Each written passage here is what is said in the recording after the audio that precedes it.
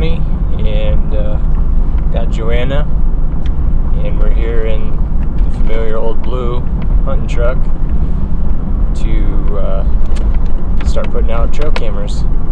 It's been a pretty crazy spring, obviously with the pandemic and what I do for work. It's been pretty crazy, so we didn't get a chance to really get out and turkey hunt.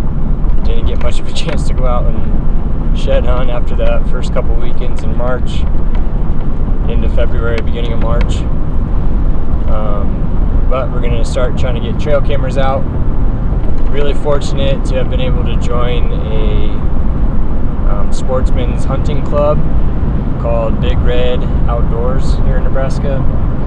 It's a group of hunters that pay your membership and you get access to several leases throughout the state.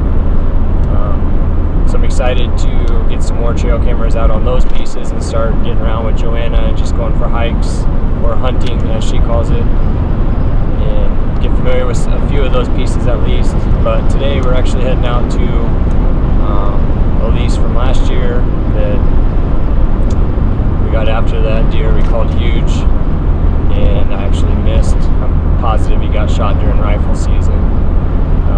Big deer like that just don't make it through rifle season around here, unfortunately.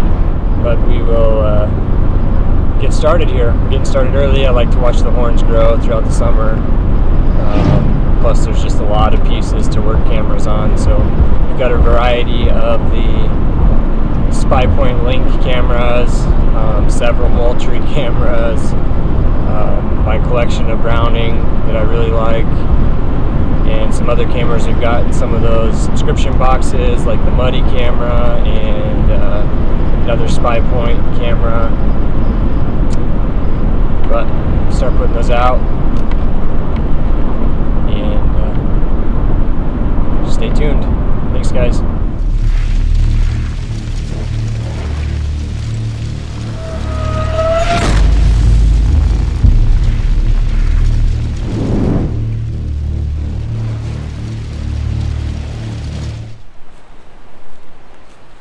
Well, as we kind of hinted at last year, we're really excited to be basically partnered up with Deer Supply Company, and products they're known for are chemical-free bug and tick and insect repellents, as well as chemical-free cover sprays.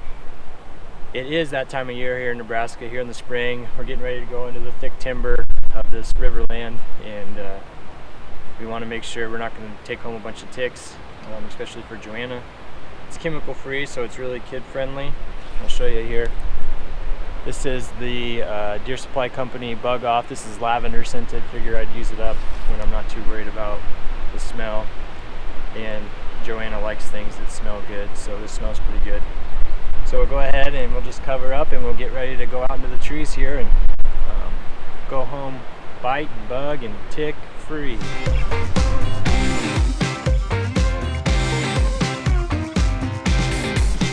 So there it is again. You can see that bottle, the Deer Supply Company Bug Off lavender chemical free bug repellent. It does smell pretty good. How does that smell, Joey? Yeah.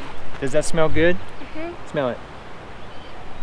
Is that good? Uh-huh. Is it yummy? Uh-huh. Nice.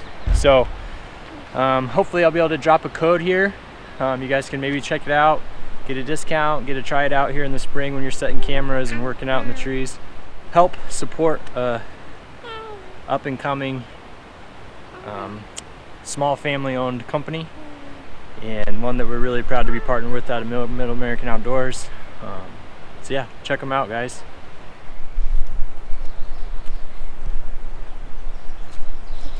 What are we doing, honey? I'm going hunting. We're going hunting. What are we hunting? Deers. We're gonna try to take pictures of deers, huh? Yeah. All right. Come here, Joe. What's that? A footprint. A footprint from who? Deer. A deer footprint. Good job. That's from a lady deer, from a doe, Yeah. from a mama deer. Yeah. Well, now it's gone. Yeah. Good job, honey. I got one baby deer. We gotta find baby deer? Yeah. No, we want to find daddy deer. Okay. We gotta find the daddies. And the grandpas. Now look at me.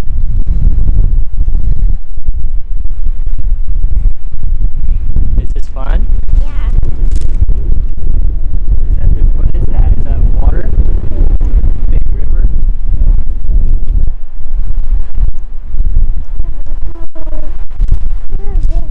Is it pretty?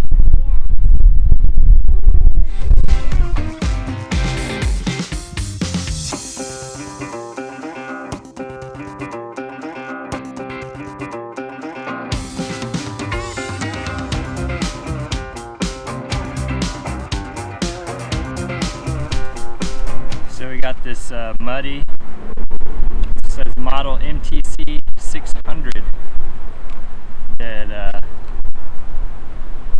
I'm going to go ahead and try. Got this out of the, I believe it was a Bowhunter Box Club box, I'm fairly certain.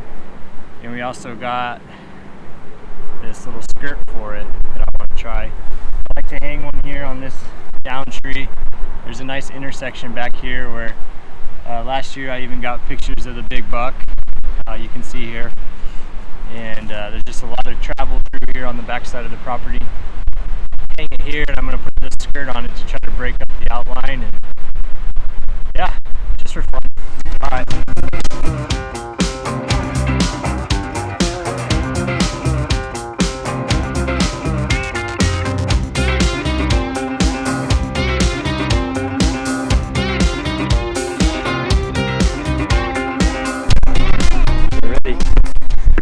So we got 3 of our 5 link cameras out so far, and we got 1 of our 4 that we're installing. I'll show you here. There it is with that breakup skirt.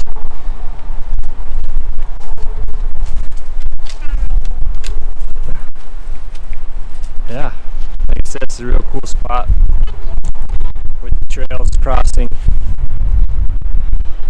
Trail here along the river. I think they bed back there, I'm pretty certain, when the seasons are here. Another north-south trail along here, and then 30 yards over, and then 60 yards over there's another north-south that parallels the property. So there's a lot of action in here, and like I showed you, get a lot of deer coming south to north, heading back to bed in the mornings through this wide open area.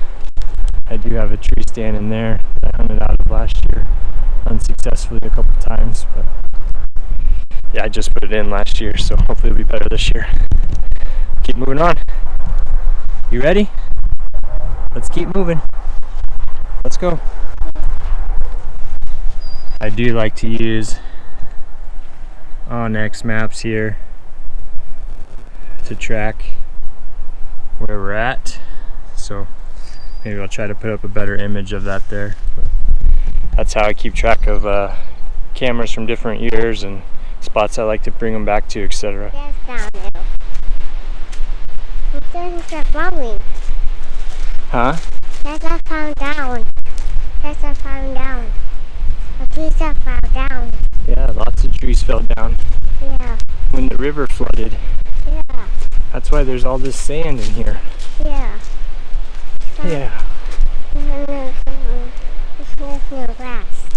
No grass. Not a lot of grass. Yeah.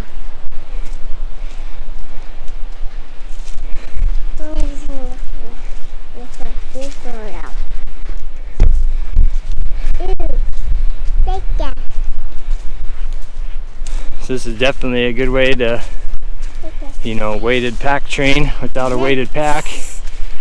Get some time with Joanna and get some intervals of weight.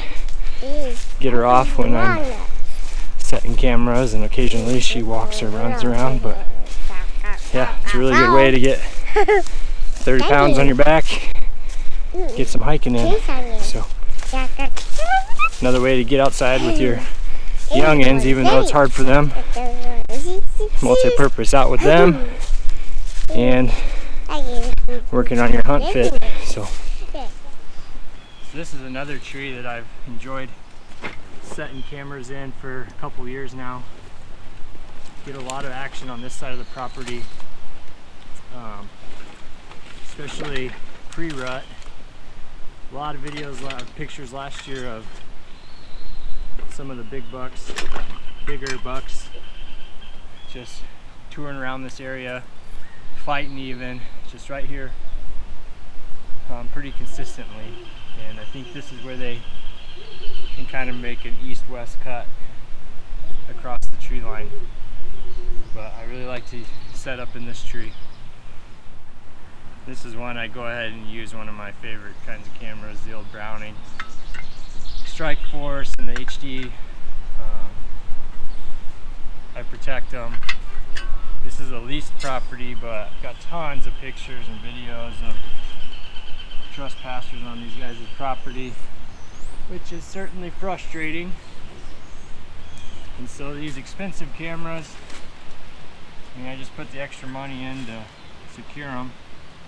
Makes it a little bit more of a pain to check cards quickly, but I'd rather have that irritation or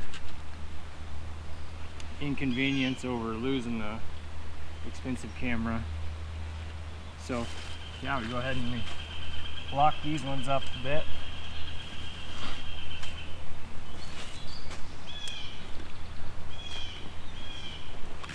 This one is going to be a Strike Force HD 850. So get her programmed. I personally like to take, you know, the highest quality picture that the camera will take. I like the 10-second delay with the 2-shot rapid fire. Maybe miss some stuff, but you know, reserves the battery life a little bit longer. I don't like to get out here too frequently, especially during these summer months, to check them. Just leave them sit. And where we're gonna have so many more properties to work, I really don't want to be fooling around trying to find them all the time. I run 16 gigabyte SD cards. I mean, they'll take, what, 10,000 or more pictures easily. So especially on this property in particular, they bring cattle out here quite often, and so I'll be taking a lot of extra pictures at different times of the year depending on where the cattle are being held. Right now the cattle are not in here, so it's nice and peaceful, but when they're out here, you know, you get lots of pictures of cattle. And occasionally you still see the deer moving through here. Like last year, the first time I saw Huge was actually when the cattle were in, and I could see him moving along the perimeter of the property at night.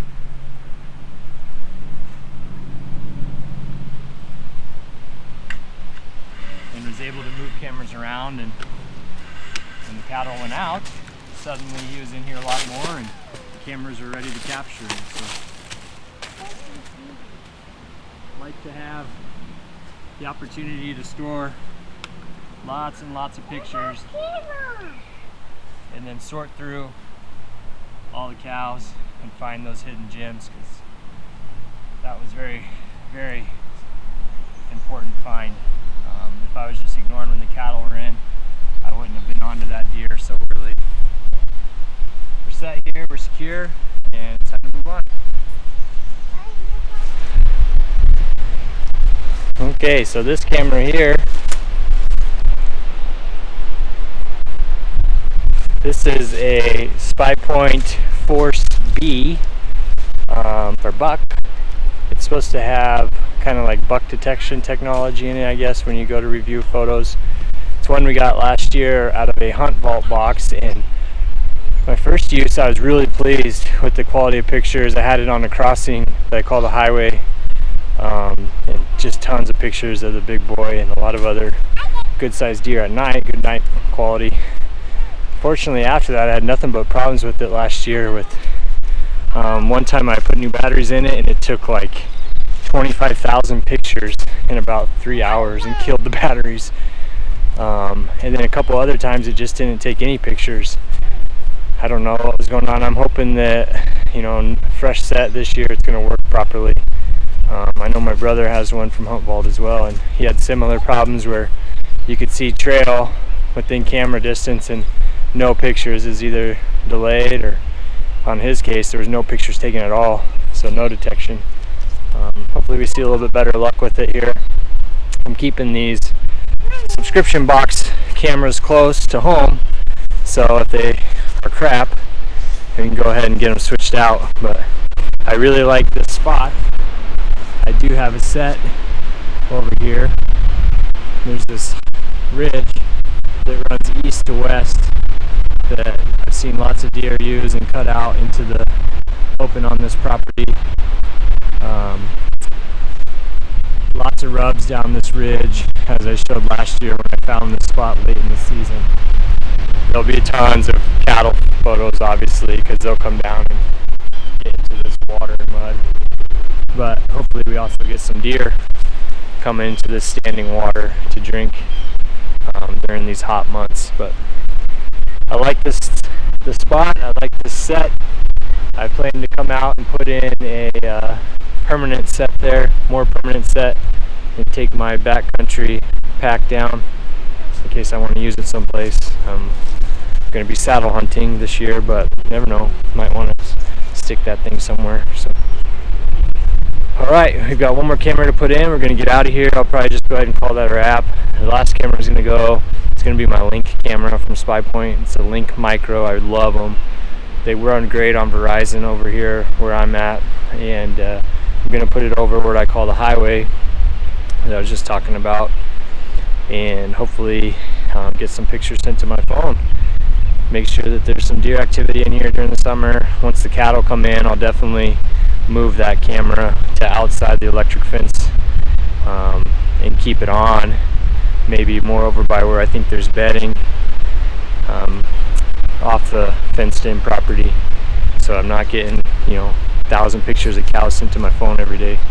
But for now, I'll put it out here in the open and adjust accordingly. But thanks for watching, guys. I hope you got some good information from it. I hope you enjoyed watching Joanna goof around.